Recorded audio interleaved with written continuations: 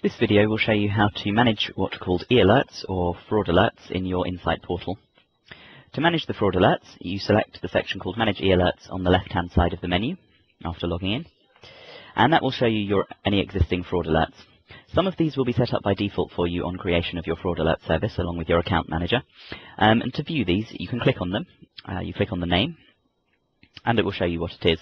Now, each e-alert will have a title and then one or multiple items. An item is a list of criteria that the call has to match for it to flag itself up.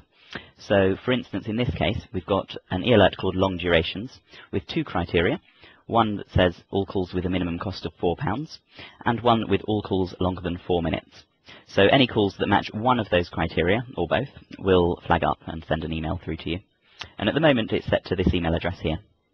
So to view that item, if I click on all calls with a minimum cost of £4, I can see here that this item shows any calls that cost more than £4, as you may expect. These items aren't applicable because there's nothing in this column. In fact, no other items are applicable. To edit that, I'd select the Edit button, and then I could add in more items. So I could say calls costing more than £4 and not made between 9 AM and 5 PM. So that alert would now show me anything that costs over £4 and was not made within working hours of 9 AM to 5 PM.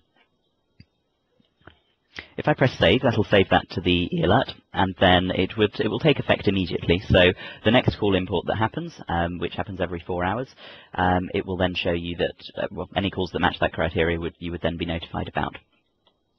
As you can see, the item summary has updated itself, so it says all calls with a minimum cost of £4, not between 9 and 5 PM.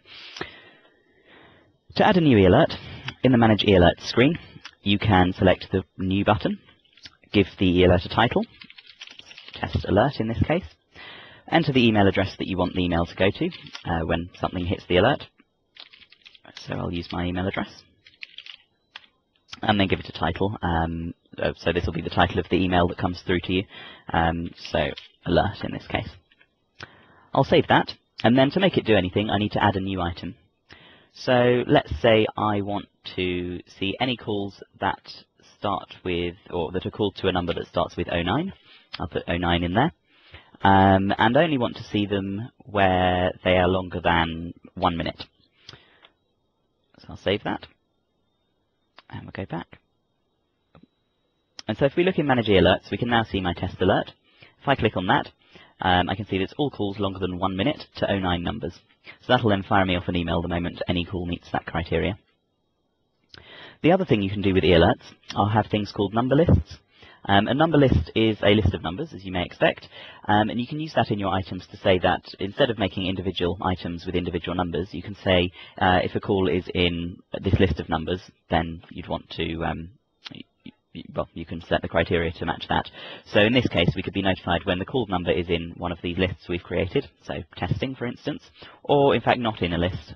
So if they call a number that's not in a particular list, so that might be useful if you've got some staff who are only supposed to be calling specific numbers, and when it's not in that list, you want to know about it. To create a list of numbers, in the Manage e-alerts screen, there is a Edit Number Lists button. Pressing that will show you the number lists, so we'll have a look at testing. And then within here you can add in the different numbers. So those are again items, so the number would be 1, 2, 3, 4, 5, 5, 5, 2, 4, 9, 8. And that's then in your number list and contains that. So you can add in as many of those as you want. That's how e-alerts work. There'll be a further video on how to log faults, and there should be another video on the website showing the basic functionality of the Insight portal.